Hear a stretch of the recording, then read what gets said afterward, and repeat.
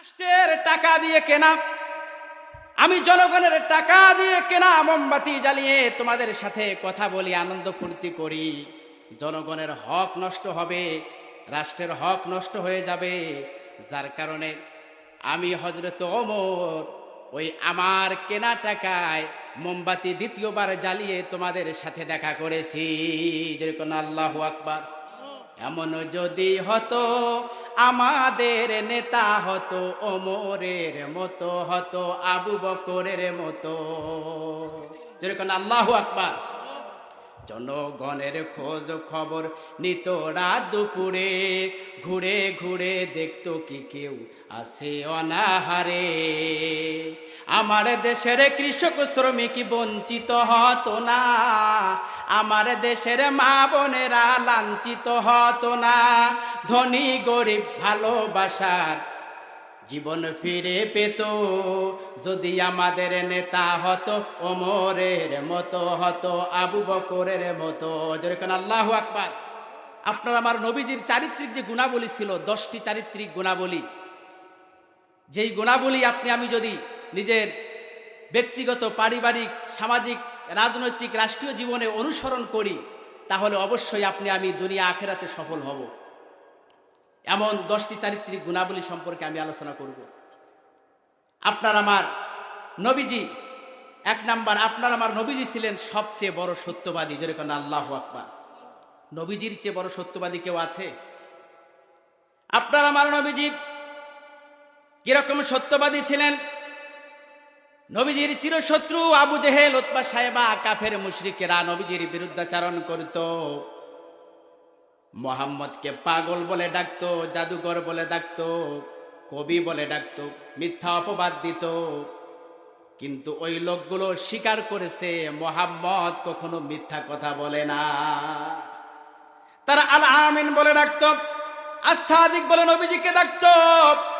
তার কারণ নবীজি জন্ম থেকে মৃত্যু পর্যন্ত তিনি কখনো মিথ্যা কথা বলে নাই। অথচ আপনি আমি কথায় কথায় মিথ্যা বলি, বলি কি বলি না? বিপদে পড়লে মিথ্যা কথা বলি। হাদিস শরীফের ভিতরে এসেছে, আল কিযবু উম্মুজ যুনুব, মিথ্যা হচ্ছে সকল পাপের মূল মা। মিথ্যা আপনি আমি ছাড়তে পারি না। মিথ্যা কেন ছাড়তে পারবো না?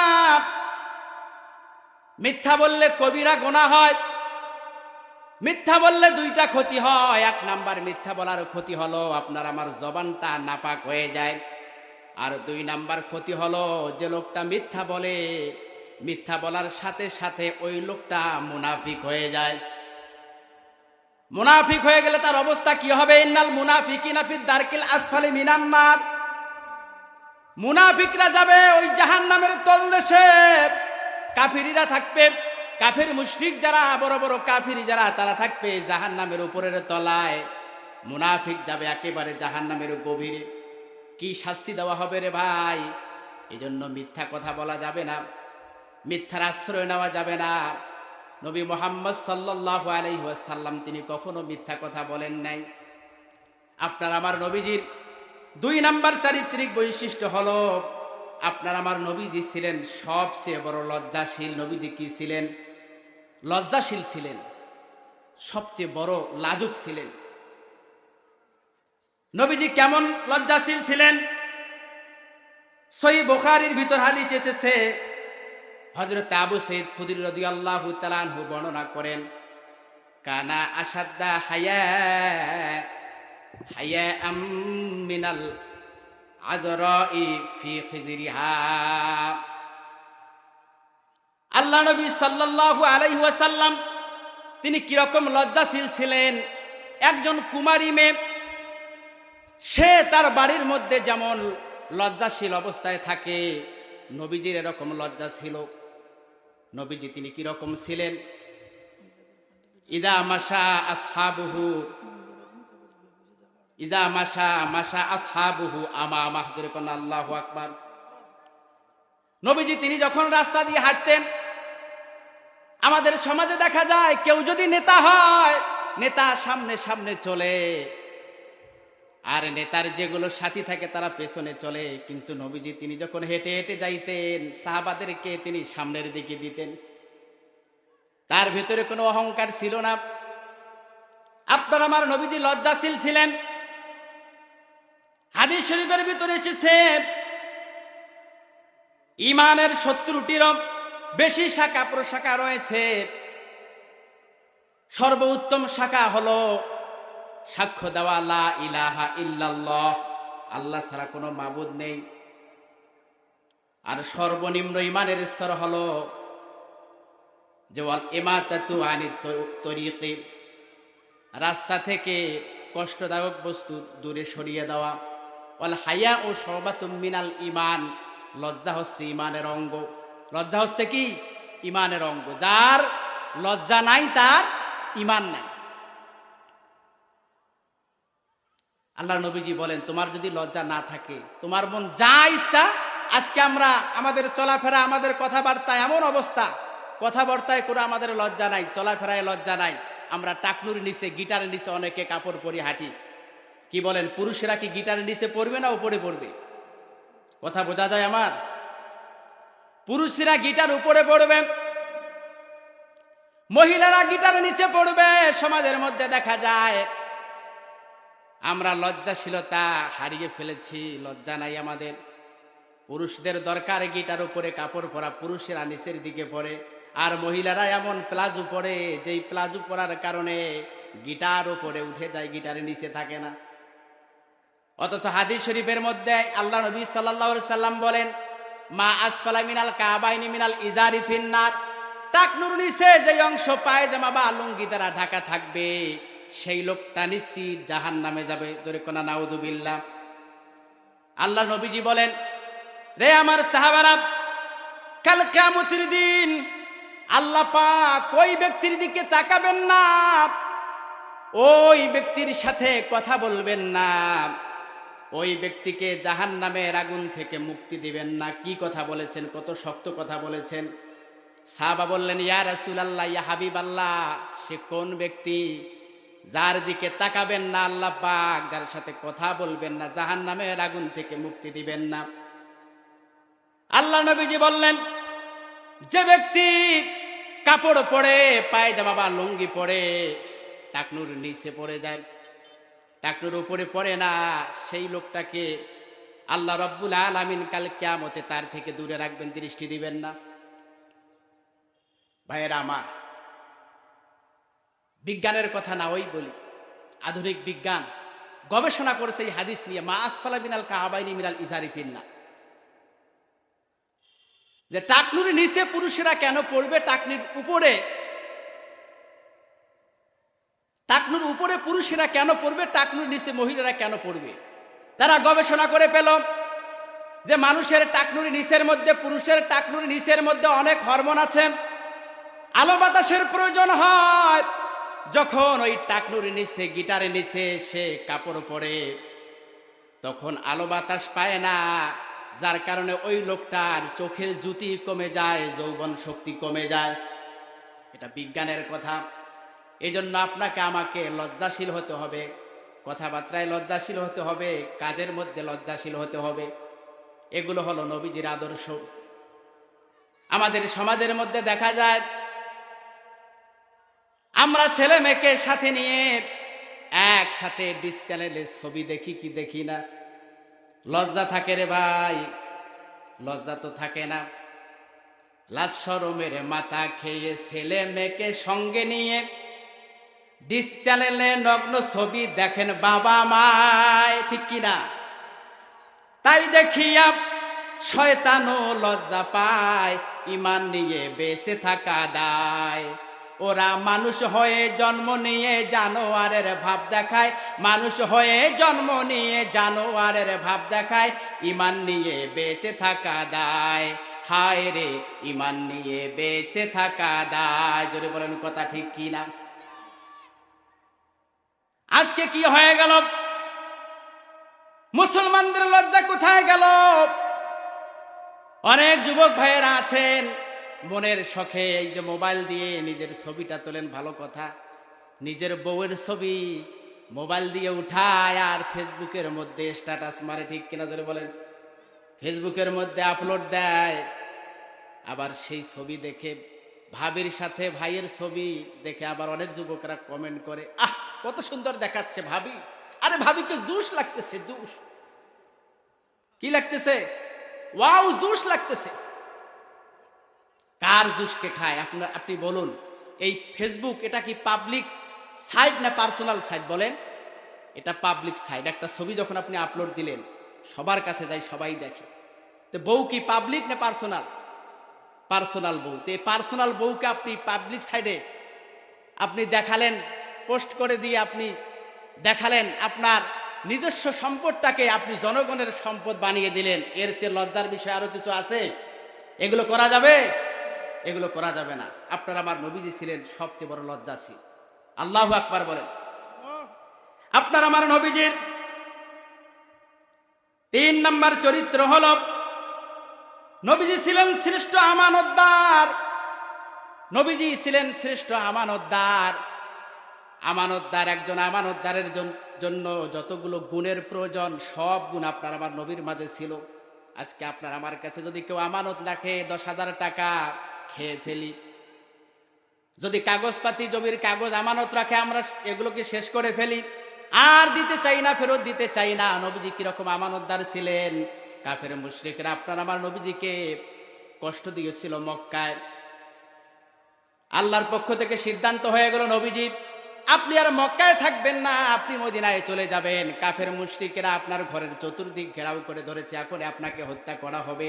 হযরত নবী করিম সাল্লাল্লাহু আলাইহি ওয়াসাল্লাম আলীকে বললেন, রে আলী, এই যে দেখো আমার চাদর নাও, তুমি এখানে ঘুমিয়ে থাকো, আমি চলে যাব, আল্লাহর হুকুম হয়েছে। কাফের মুশরিকরা মনে করবে যে মনে হয় নবী সেখানে শুয়ে আছেন।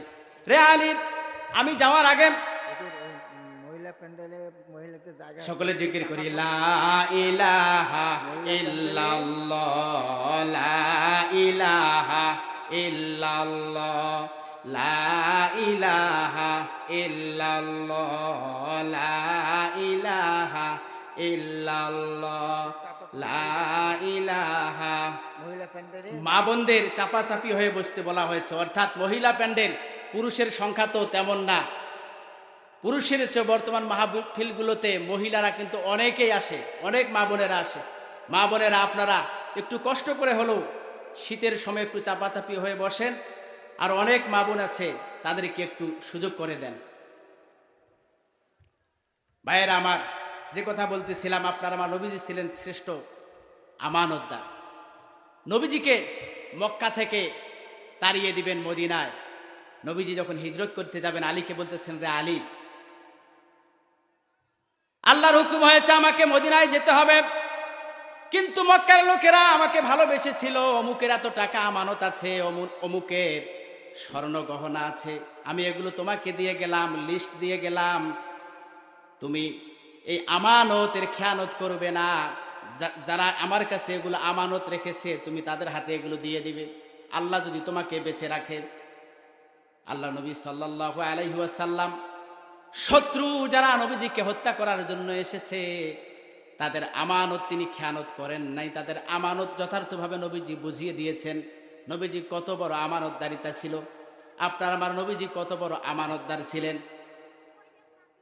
আমানতের খেয়ানত 2 জিনিসের আলামত। বলেন কয় জিনিসের আলামত? হাদিস শরীফের ভিতরে এসেছে কিয়ামতের আলামত। 1 নম্বর আলামত কি? কিয়ামতের আলামত। আর 2 নাম্বার হলো মুনাফিকের আলামত। সহিহ বুখারীর ভিতরে হাদিস এসেছে, আল্লাহ নবী সাল্লাল্লাহু আলাইহি ওয়াসাল্লামের কাছে এক সাহাবা আসলে এসে বলল, ইজ্জা রাবিয়্যু ফাকালা মাতা সাআহ, নবীজি কিয়ামত কখন সংগঠিত হবে? নবীজি বললেন, ইদা দুইয়াতিল আমানাতু ফান্তাজিরিস সাআহ, যখন মানুষ আমানতের খেয়ানত করবে তখন তুমি কিয়ামতের জন্য অপেক্ষা করবে। ক্বালু কাইফা ইযাতুহা, ক্বালা কাইফা ইযাতুহা, ওই সাহাবা বললেন কিভাবে আমানতের খেয়ানত হবে? নবীজি বললেন, ইদা উসিদাল আমরু ইলা গায়রি আহলিহি ফান্তাজিরিস সাআহ, অযোগ্য লোকগুলো যখন যোগ্যতার চেয়ারে বসে যাবে তখন তুমি মনে করবে কিয়ামত অতি নিকটে এসে গেছে। আজ থেকে 1400 বছর আগে নবীজি যে হাদিস বলেছেন, বর্তমান বাস্তব প্রেক্ষাপটে মিল আছে না নাই? অযোগ্য লোকেরা আজকে যোগ্যতার চেয়ারগুলোতে বসে গেছে। মসজিদের সভাপতি হওয়ার যোগ্যতা নাই, সভাপতি হয়ে গেছে। মাদ্রাসার সভাপতি হওয়ার যোগ্যতা নাই, সভাপতি হয়ে গেছে। প্রিন্সিপাল হওয়ার যোগ্যতা নাই, প্রিন্সিপাল হয়ে গেছে। এমপি, মন্ত্রী, চেয়ারম্যান, মেম্বার হওয়ার যোগ্যতা নাই। অযোগ্য লোকগুলো আজকে সেই চেয়ারে বসে গেছে, ঠিক কিনা বলেন? বক্তা হওয়ার যোগ্যতা নাই, আজকে বক্তা হয়ে চেয়ারে বসে গেছে। শিশু বক্তা 26 ইঞ্চি 27 ইঞ্চি এরকম বক্তা আছে না নাই? শিশু বক্তা, সে কি জানে? কি জানে? এই চেয়ারে বসে কথা বলতেছি, 20-22 বছর লেখাপড়া করে চেয়ারে বসে কথা বলতেছি, তারপরেও ভয় লাগে। এটা এমন না, এই কোরআন হাদিস এগুলো এমন না যে এগুলো ঔষধের মতো গ্লাসে আপনি পানির মতো গুলে খাওয়াই দিলেন হয়ে গেল, এটা কিন্তু না ভাইয়েরা আমার। এজন্য বক্তার অভাব নাই। এখন গান কয়, স্টেজে গান কয়, ও মুর্শিদ, আপনারা গান শোনেন নাই? তাহিরির গান, ডিজে গান, স্টেজের মধ্যে কি গান বলে, ওহো মুর্শিদ বলে কি বলে না? হায় রে টান। সেই তাহিরি আজকে কোথায় গেল? এই তাফসিরুল কোরআন মাহফিলের এই মঞ্চটাকে গানের মঞ্চে পরিণত করেছিল, ঠিক কিনা বলেন? এগুলো কিয়ামতের আলামত। এগুলো কি? কিয়ামতের আলামত। আল্লাহ নবী সাল্লাল্লাহু আলাইহি সাল্লাম বললেন, অযোগ্য লোকেরা যখন যোগ্যতার চেয়ারে বসে যাবে তখন তুমি কিয়ামতের জন্য অপেক্ষা করবে। কিয়ামতের আলামত 2 জিনিসের আলামত। কিয়ামতের আলামত মুনাফিকের আলামত। কিসের আলামত? আমানতের খেয়ানত কিয়ামতের আলামত। আমানতের খেয়ানত মুনাফিকের আলামত। মুনাফিকের আমানত কি করে? খেয়ানত করে। হাদিস শরীফের ভিতরে এসেছে মুনাফিকের আলামত 3টা। বলেন কয়টা? 3টা। ইজা হাদ্দাসা কাযাবা, কথায় কথায় মিথ্যা বলে। ওয়াইজা ওয়াদা আখলাফা, সে কি করে? ওয়াদা ভঙ্গ করে। নির্বাচনে আসার আগে বলে যে এটা দেব সেটা দেব, শেষ পর্যন্ত ঘোড়ার ডিম। ওয়াইজা তুমি না খানা, যখন তার কাছে আমানত রাখে সেই আমানতের খেয়ানত করে। সাহাবায়ে কেরাম কিরকম আমানতদার ছিলেন? হযরতে ওমরের জীবনীতে দেখা যায় তিনি যখন রাষ্ট্রপ্রধান ছিলেন, রাষ্ট্রীয় দায়িত্ব পালন করিতেছেন, তার কাছে কিছু লোক আসলো রাত্রিবেলায় দেখা সাক্ষাৎ করার জন্য। মোমবাতি জ্বালিয়েছিলেন। তিনি হঠাৎ করে লোকদের অবস্থা টের পেয়ে তিনি মোমবাতি নিভাইয়ে দিলেন। অপেক্ষা করতে বললেন, আবার তিনি মোমবাতি জ্বালালেন। তার লোকদেরকে তিনি ভেতরে প্রবেশ করতে দিলেন। লোকেরা জিজ্ঞাসা করল, ইয়া ওমর, আপনার সাথে দেখা করার জন্য এসেছি, আপনি কেন অপেক্ষা করতে বললেন? আপনি মোমবাতির আগুন প্রথমবার নিভালেন, আবার একটা মোমবাতি আপনি জ্বালালেন, তার কারণটা কি? হযরত ওমর বলেন যে দেখো, আমি রাষ্ট্রীয় দায়িত্ব পালন করতেছি, রাষ্ট্রের কাজ হিসাব নিকাশ আমি করতেছি, যার কারণে রাষ্ট্রের টাকায় কেনা মোমবাতি জ্বালিয়েছি। আর যখন আমি তোমাদের অবস্থা টের পেয়েছি, আমার সাথে সাক্ষাৎ করবে, তোমরা তো আমার সাথে অন্য কথা বলবে, অন্য প্রয়োজনীয় কথা বলবে। আমি ভাবলাম যদি আমি এই রাষ্ট্রের টাকা দিয়ে কেনা, আমি জনগণের টাকা দিয়ে কেনা মোমবাতি জ্বালিয়ে তোমাদের সাথে কথা বলি, আনন্দ ফুর্তি করি, জনগণের হক নষ্ট হবে, রাষ্ট্রের হক নষ্ট হয়ে যাবে। যার কারণে আমি হযরত ওমর ওই আমার কেনা টাকায় মোমবাতি দ্বিতীয়বার জ্বালিয়ে তোমাদের সাথে দেখা করেছি। যেরকম আল্লাহু আকবার। এমন যদি হতো আমাদের নেতা হতো ওমরের মতো, হতো আবু বকরের মতো। যেরকম আল্লাহু আকবার। জনগণের খোঁজ খবর নিত রাত দুপুরে, ঘুরে ঘুরে দেখতো কি কেউ আছে অনাহারে। আমার দেশের কৃষক শ্রমিক বঞ্চিত হতো না, আমার দেশের মা বোনেরা লাঞ্ছিত হতো না। ধনী গরিব ভালোবাসার জীবন ফিরে পেত, যদি আমাদের নেতা হতো ওমরের মতো, হতো আবু বকরের মতো। যেরকম আল্লাহু আকবার। আপনার আমার নবীজির চরিত্র কেমন ছিল? আপনার আমার নবীজির চারিত্রিক আরেকটি গুণ হলো, আপনার আমার নবীজি ছিলেন অত্যন্ত বিনয়ী। আপনার আমার নবীজি কি ছিলেন? অত্যন্ত বিনয়ী ছিলেন নবীজি। তিনি মানুষের সাথে ভালো আচরণ করতেন, দয়ার আচরণ, ক্ষমার আচরণ। আল্লাহু আকবার বলেন।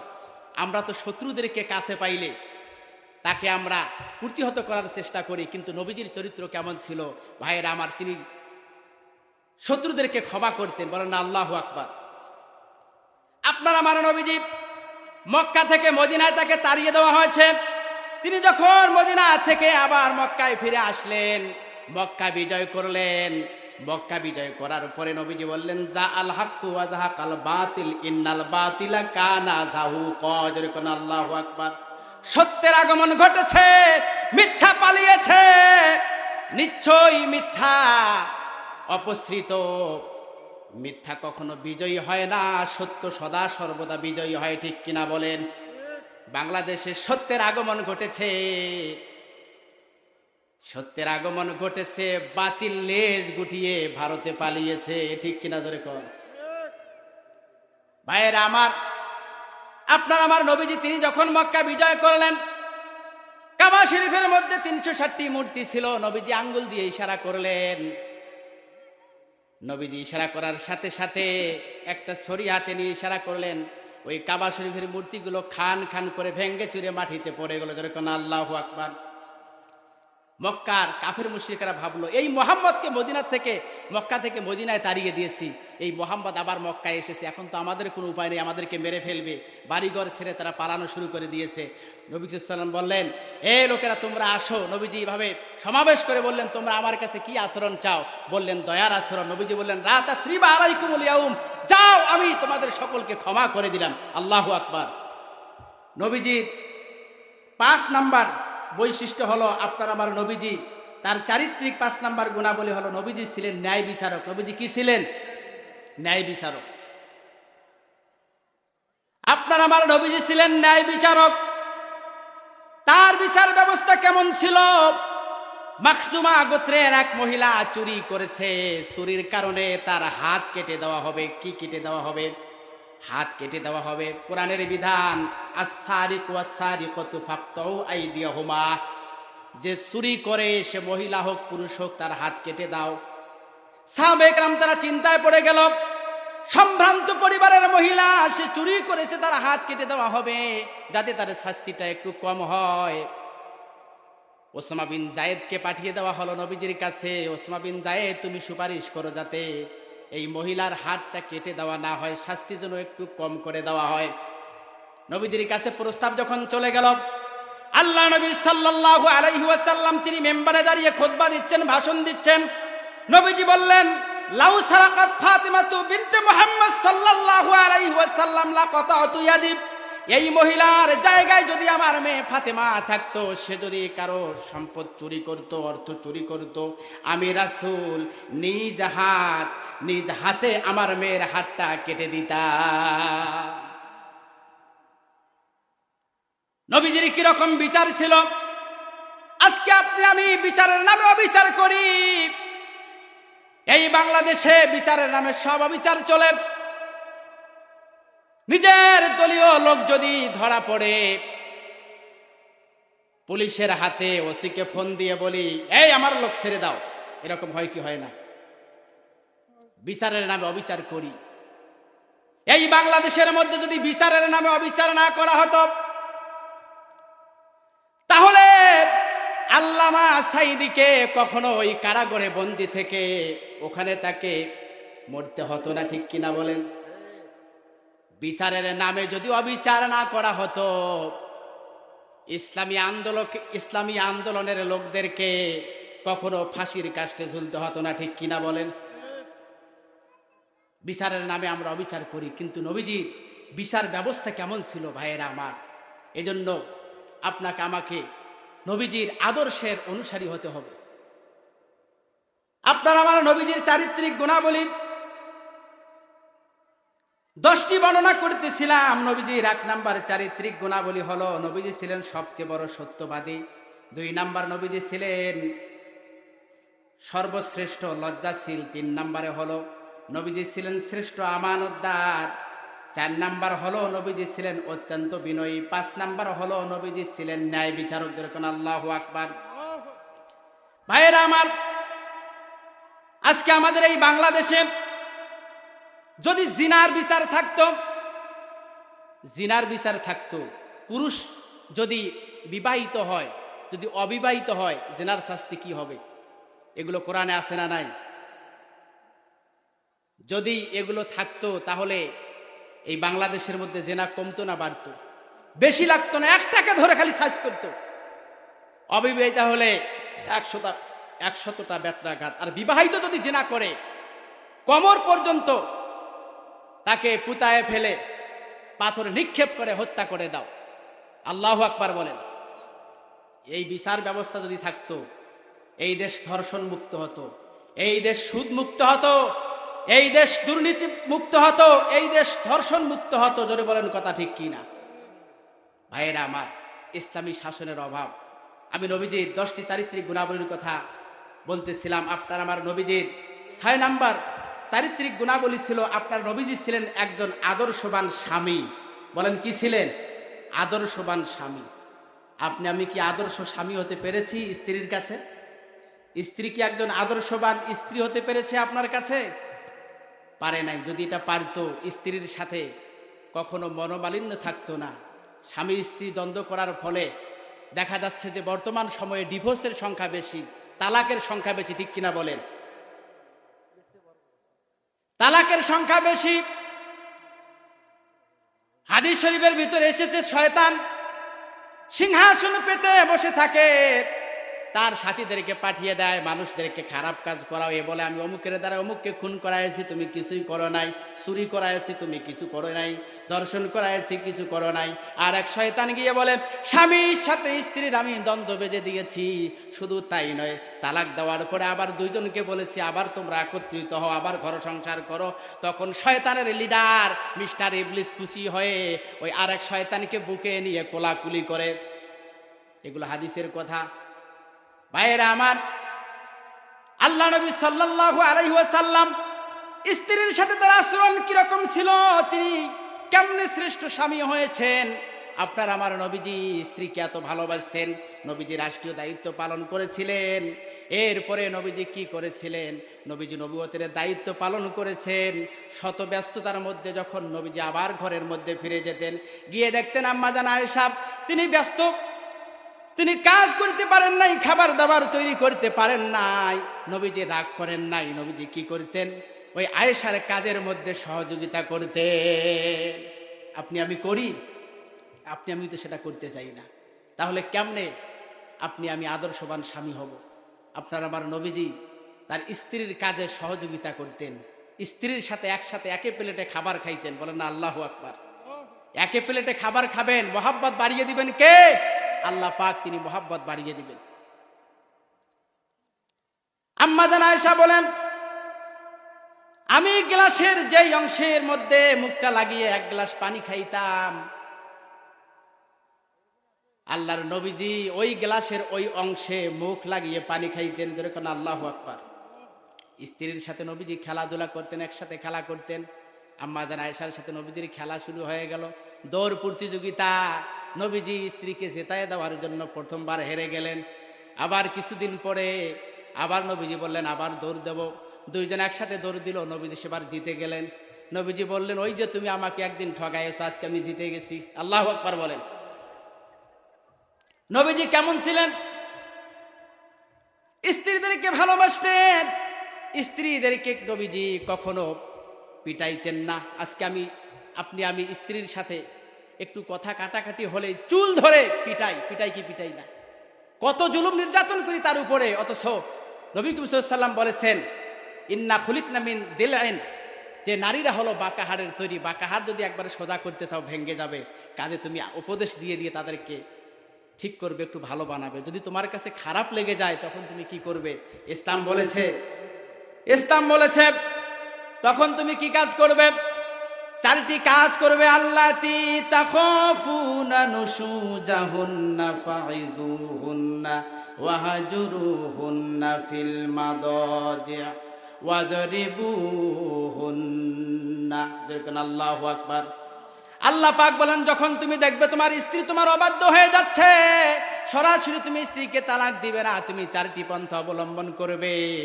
স্ত্রীকে সুন্দর সুন্দর নসিহত দিবে। যদি কোনো কাজে না লাগে তুমি কি করবে? তাকে বিছানা থেকে পৃথক করে রাখবে, অর্থাৎ একই বিছানায় তুমি একমুখ হয়ে শুয়ে থাকবে, সে আর একমুখ হয়ে শুয়ে থাকবে।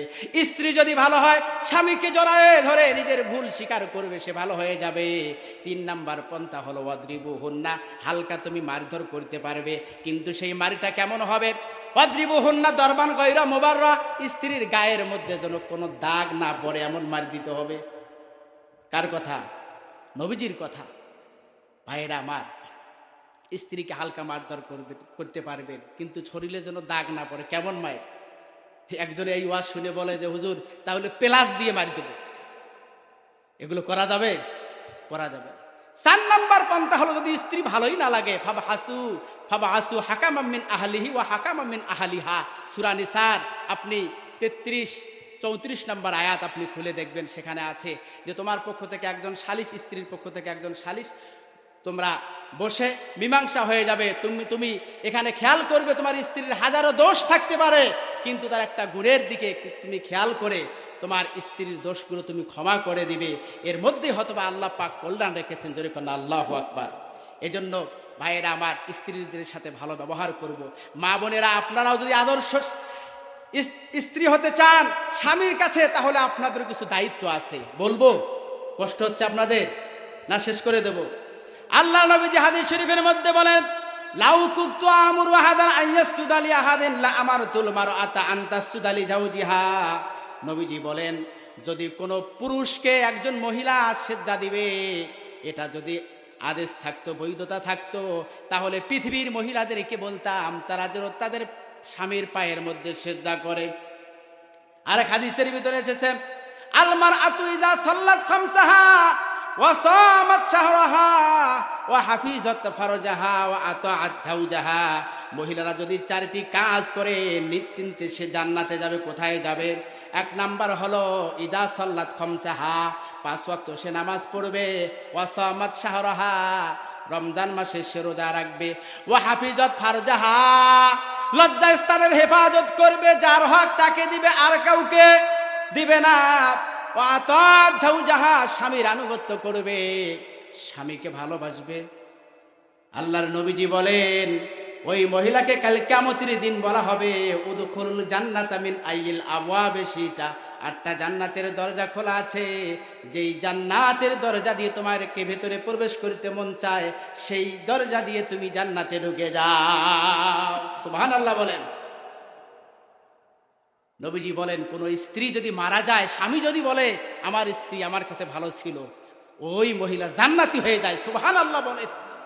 এজন্য মায়েরা, মা, এখানে অনেক মহিলা মানুষ ওয়াজ শুনতে এসেছেন, মা আপনাদেরকে অনুরোধ করব, স্বামীকে কষ্ট দিবেন না। স্বামীকে কষ্ট দিয়ে একটি রাত্রি যদি আপনি অন্যখানে কাটান, 70,000 গজবের ফেরেশতা আপনার আমার জন্য, ওই আপনার জন্য বদদোয়া করবে। বলেন না নাউজুবিল্লাহ। এজন্য মা বোনদেরকে বলবো, আপনারা স্বামীকে ভালোবাসবেন, স্বামীর কথা শুনবেন। কোনোদিন বলবেন না যে তোমার ঘরে এসে আমার অশান্তি শুরু হয়েছে। আম্মা জানে খাদিজা তার কত কোটি টাকার তার সম্পদ ছিল। এই খাদিজা যখন ইসলাম কবুল করেন, নবীজির স্ত্রী হয়ে যান, উনি বললেন যে আমার যতগুলো সম্পদ আছে সব সম্পদ আমি নবীর জন্য, আল্লাহর কোরআনের জন্য, দ্বীনের জন্য ওয়াকফ করে দিলাম, দান করে দিলাম। আল্লাহু আকবার। ভাইয়েরা আমার, বন্ধুরা আমার, আপনার আমার নবীজির 7 নাম্বার কোয়ালিটি, 3 জন পুত্র সন্তান, 4 জন কন্যা সন্তান ছিলেন। নবীজি তার মেয়ে ফাতেমাকে কিরকম ভালোবাসতেন। নবীজির মেয়ে ফাতেমা, নবীজি যখন কোথাও সফরে যাইতেন, মা ফাতেমাকে দেখা করে, মা ফাতেমার সাথে দেখা করে সফরে যাইতেন, সফর থেকে কোনো কিছু নিয়ে আসতেন, মা ফাতেমাকে আগে দিতেন, কত মহাব্বত করতেন, কত ভালোবাসতেন।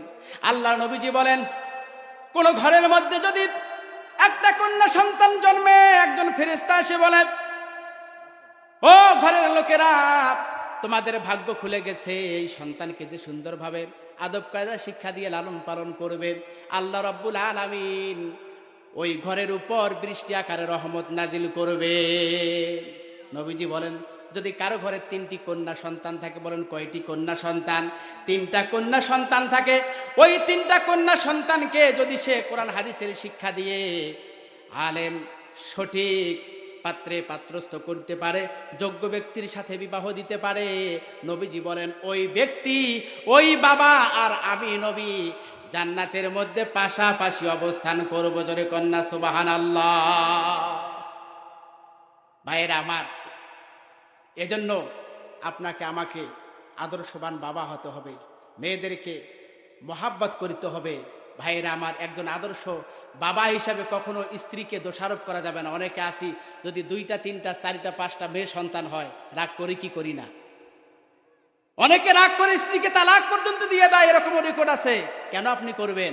আধুনিক বিজ্ঞান বলেছে যে তোমার স্ত্রীর বারবার মেয়ে হচ্ছে, ছেলে হচ্ছে, এর দোষ তোমার, তোমার স্ত্রীর নয়। এক্স ক্রোমোজোম, ওয়াই ক্রোমোজোম, এটা নির্ণয় করে দেখা যায় যে মহিলার এক্স, তোমার এক্স ওয়াই, এক্স এক্সে মেয়ে, ওয়াই এক্সে ছেলে হয়ে যায়, তে দোষ তো তোমারই। ভাইয়েরা আমার, বেশি ব্যাখ্যা দেব না। ভাইয়েরা আমার, নবীজি তিনি একজন আদর্শ পিতা ছিলেন, তিনি সন্তানদেরকে ভালোবাসতেন, সন্তানদের হক কখনো নষ্ট করেন নাই, সন্তানদেরকে সঠিক হক সন্তানদের বুঝিয়ে দিয়েছেন। আমাদের সমাজে দেখা যায় ছেলেদেরকে সব সম্পদ লিখে দেয়, মেয়েদেরকে দিতে চাই না, ঠিক কিনা বলেন? বিয়ে দেওয়ার সময় মেয়েকে বলি যে মা তোর জন্য দোয়া দিয়ে দিলাম, তোকে সম্পদ দেবো না, কি দিয়ে দিলাম? দোয়া দিয়ে দিলাম। কি দোয়াটা দিল? যে বাবা এরকম করবে, কাল কিয়ামতের দিন জালিমের কাতারে তাকে দাঁড় করানো হবে। জোরে কন্যা নাউজুবিল্লাহ। এগুলো করা যাবে না। আপনার আমার নবীজি তিনি কিরকম নবী ছিলেন? আপনার আমার নবীজির আরেকটি চারিত্রিক বৈশিষ্ট্য হলো, 8 নাম্বার বৈশিষ্ট্য হলো, তিনি ছিলেন একজন শ্রেষ্ঠ নানা দাদা। আল্লাহু আকবার। নবীজি একজন দাদা ছিলেন, নানা ছিলেন। দাদা নানা হলে যে কি মজা, জীবনের পূর্ণতা আসে। আল্লাহু আকবার বলেন। যাদের নাতি পুতি আছে, কি মজা একটা অন্যরকম। নবীজির 2জন কলিজার টুকরা নাতি ছিল, ইমাম হাসান হুসাইন। নবীজি তাদেরকে কিরকম ভালোবেসেছেন? নবীজি বলেছেন, ওয়াল হাসাইন আল হুসাইন সাইয়্যিদা শাবাবে আহলিল জান্নাহ। ইমাম হাসাইন, ইমাম হুসাইন, তারা 2জন হলো জান্নাতের যুবকদের সর্দার। মান আহাব্বাহুমা ফাকাদ আহাব্বানি ওয়া মান আবগাদাহুমা ফাকাদ আবগাদানি। যে ব্যক্তি তাদের 2জনকে ভালোবাসলো, সে আমাকে ভালোবাসলো। যে তাদের 2জনের সাথে রাগ করলো, সেজন্য আমার সাথে রাগ করলো। নবীজি ইমাম হাসান হুসাইনকে কিভাবে ভালোবাসতেন? গালের মধ্যে, শরীরের প্রত্যেকটা অঙ্গ প্রত্যঙ্গে নবীজি চুমা দিতেন। আদরের 2জন নাতিকে নবীজি নিয়ে গেলেন জুমার দিন মসজিদের মধ্যে। দাদা নানা থাকলে মসজিদে নাতিদেরকে নিয়ে যায় কি যায় না? নবীজি মসজিদের মধ্যে গেলেন, মসজিদ নববীতে বসে নবীজি নামাজ আদায় করবেন, খুতবা দিতেছেন। 2জন নাতি দুষ্টামো করতেছে, নামাজের কাতারের সামন দিয়ে দৌড় দিতেছে। আমরা কিন্তু রাগ করি, নবীজি রাগ করেন নাই। 2জন ছেলেকে, ওই 2জন নাতিকে সাথে নিয়ে নবীজি কি করলেন? 2জনকে 2 উড়ুর উপরে বসায়, হাঁটুর উপরে বসায় নবীজি খুতবা দিলেন। আল্লাহু আকবার। আর আমাদের সমাজে মসজিদের ভিতর বাচ্চারা যদি একটু চিল্লা হাল্লা করে, কিভাবে কি তাড়িয়ে দেয়, কি দেয় না? কিন্তু এগুলো করা যাবে না। ছোট্ট মানুষ, আপনি কে বলতে পারেন, আপনারা কি বলতে পারেন যে আপনি ছোটবেলায় মসজিদে ঢুকে আপনি দুষ্টামো করেন নাই? আমি তো নিজে আজকে আলেম হয়েছি, কম তো দুষ্ট ছিলাম না। ছোটবেলায় মসজিদে গিয়ে এই যে কিলাকিলি, হাসাহাসি, কি এগুলো করছি কি করি নাই? কিন্তু ওই সময় যদি তাড়িয়ে দিত, তাহলে কি আলেম হইতে পারতাম? এজন্য ছোট্ট বাচ্চাদেরকে মহাব্বত করতে হবে, ভালোবাসতে হবে, তাদেরকে শিক্ষা দিতে হবে, তাদের ভেতরে ভয় দেওয়া যাবে না, উৎসাহ দিতে হবে। আল্লাহু আকবার। ভাইয়েরা আমার, আপনার আমার নবীজির 9 নাম্বার চরিত্র, 9 নাম্বার কোয়ালিটি কি ছিল? নবীজি ছিলেন একজন আদর্শবান রাজনৈতিক সফল নেতা। কি নেতা? আদর্শবান রাজনৈতিক নেতা ও সফল রাষ্ট্রনায়ক। আল্লাহু আকবার। আপনার আমার এলাকায় দেখা যায় মেম্বার চেয়ারম্যান যত দুর্নীতি করুক, এরা দেখবে নির্বাচনের সময় তাদের যে পোস্টার থাকে, পোস্টারের উপরে লেখা থাকে সাবেক সফল মেম্বার, অথচ জনগণের টাকা মারতে মারতে ঝাঁটার বাড়ি খাওয়ার জন্য একটা অপেক্ষা করতেছে। কি এরকম মেম্বার চেয়ারম্যান দাঁড়ায় কি দাঁড়ায় না? জনগণের হাজার হাজার টাকা লুট করেছে, সে আবার বলতেছে আমি সফল মেম্বার, সফল চেয়ারম্যান। নবীজি তিনি কেমন রাজনীতিবিদ ছিলেন? নবীজি রাজনীতিবিদ ছিলেন, আদর্শ রাজনীতিবিদ। নবীজি এমন রাজনীতি করতেন যেই রাজনীতির মধ্যে কোনো কাটাকাটি মারামারি ছিল না। অথচ আমাদের সমাজে দেখা যায় যারা রাজনীতি করে, এই রাজনীতি একদল যায় আর একদল ক্ষমতায় আসে, আর একদল যায় আর একদল ক্ষমতায় আসে, দেখা যায় যে শুধু তাদের প্রতিযোগিতা, একদল আরেক দলকে মারতেছে, আর একদল আরেক দলকে মারতেছে। এরকম হয় কি হয় না? আরে আমাদের উলিপুরের মধ্যে তো একই গ্রুপের দুইটা গ্রুপ, একই দলের দুইটা গ্রুপ মারামারি করে কিছুদিন আগে তো একজন মেরে ফেললো, ঠিক কিনা বলেন? এগুলো রাজনীতির নামে অপরাজনীতি। আবার আলেমরা যদি রাজনীতির কথা বলে, তাহলে লোকেরা বলে হ্যাঁ ইসলামের সাথে কিসের রাজনীতির সম্পর্ক? আপনার আমার নবীজি তিনি কেমন রাজনীতিবিদ ছিলেন? ইসলামের সাথে যদি রাজনীতির সম্পর্ক না থাকে, তুমি কতটুকু লেখাপড়া করেছো, ইসলামের মধ্যে যদি রাজনীতি না থাকতো, নবীজি কখনো মদিনা রাষ্ট্রের রাষ্ট্রপ্রধান ছিলেন? নবীজি কখনো মদিনা রাষ্ট্রের রাষ্ট্রপ্রধান হতে পারতেন না, ঠিক কিনা বলেন? ইসলামের মধ্যে রাজনীতি আছে বিধায় নবীজি 10 বছর মদিনার প্রেসিডেন্ট হিসেবে ছিলেন। আল্লাহু আকবার বলেন। সাহাবায়ে কেরাম খোলাফায়ে রাশিদিন তারা 30 বছর রাজত্ব করেছে, নবীজি রাজনীতি করেছেন। আমরা আলেমরা এখন রাজনীতি করব, ক্ষমতায় যাওয়ার স্বপ্ন দেখব, ঠিক কিনা বলেন? অথচ আলেমের শুধু বিভেদ করি, ক্ষমতায় যাওয়ার স্বপ্ন দেখি না। আমি আলেম সেজেছি, খালি শুধু ওয়াজ করি। মা ফাতেমার বাড়িতে নবীজি বেড়াইতে যাইতেন, কি পাথর পেটের মধ্যে নিয়ে বেড়াইতে যাইতেন। এই ওয়াজ করে লাভ হবে না, আলেমদেরকে ক্ষমতায় যাওয়ার স্বপ্ন দেখতে হবে, ঠিক কিনা বলেন? আলেমরা যদি ক্ষমতা যায় কি হবে? আলেমরা ক্ষমতায় গেলে কি করবে? আল্লাহ পাক সূরা হজের 41 নম্বর আয়াতে সে ফর্মুলা সূত্র বলে দিয়েছেন। আল্লাহ পাক বলেন আল্লাযীনা ইম মাক্কান্নাহুম ফিল আরদি আকামুস সালাতা ওয়া আতাউজ যাকাতা ওয়া আমারু বিল মা'রুফি ওয়া নাহাউ আনিল মুনকার। জোরে কোন আল্লাহু আকবার। আল্লাহ পাক বলেন যদি আমি ইসলামকে ক্ষমতা দিয়ে দেই, ইসলামী নেতাদেরকে আমি যদি শাসন ক্ষমতা, শাসন ব্যবস্থা, বিচার ব্যবস্থা, শাসন ক্ষমতা আমি যদি তাদের হাতে দিয়ে দেই, তাহলে এই ইসলামী শাসক যারা হবে তারা কি করবে? 4 দফা কর্মসূচি পালন করবে। বলেন কয় দফা কর্মসূচি পালন করবে? 4 দফা। 1 নম্বর হলো আকামুস সালাত, নামাজ বাধ্যতামূলক করবে। আজকে নামাজের জন্য আপনাকে আমাকে কত ওয়াজ করা হয়, তারপরেও নামাজ পড়ি না। ইসলামী রাষ্ট্র যদি হয়ে যায় নামাজ বাধ্যতামূলক, পড়তেই হবে।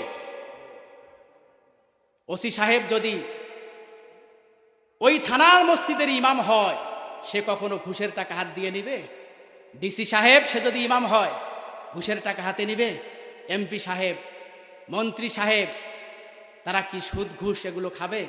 খাবে না। 5 ওয়াক্ত নামাজ পড়লে সে পাপ কাজ থেকে দূরে থাকে।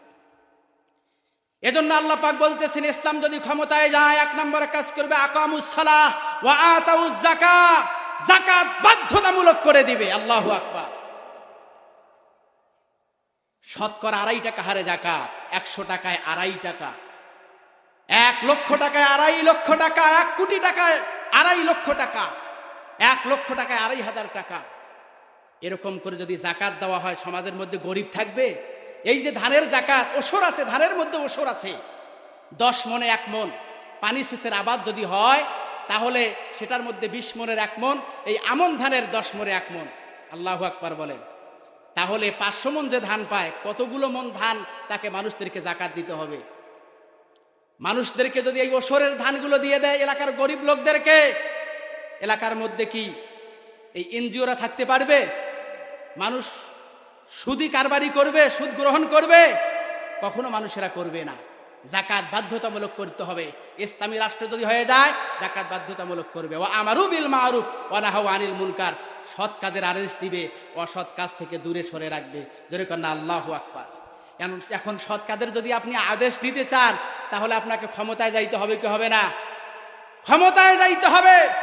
ক্ষমতায় গিয়ে বলতে হবে আজ থেকে সুদ নিষিদ্ধ, ঘুষ নিষিদ্ধ, জেনা ধর্ষণ নিষিদ্ধ, জেনা করলে শাস্তি দেওয়া হবে, মেরে ফেলা হবে, চুরি করলে হাত কেটে দেওয়া হবে।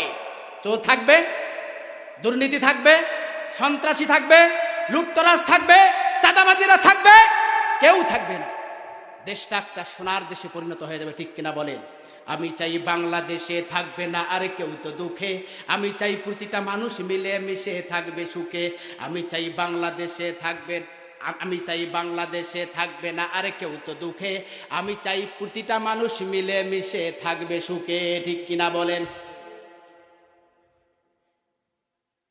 আমি চাই সাংবাদিকরা সত্য কথা লিখুক সবে,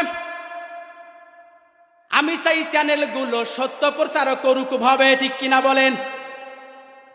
আমি চাই ইন্ডিয়ান সব চ্যানেলগুলো বন্ধ হবে, আমি চাই দাদার দেশের চ্যানেলগুলো বন্ধ হবে, আমি চাই ইসলামী টিভি চ্যানেল খোলা রবে, আমি চাই বাংলাদেশে থাকবে না আর কেউ তো দুঃখে, আমি চাই প্রতিটা মানুষ মিলে মিশে থাকবে সুখে, ঠিক কিনা বলেন?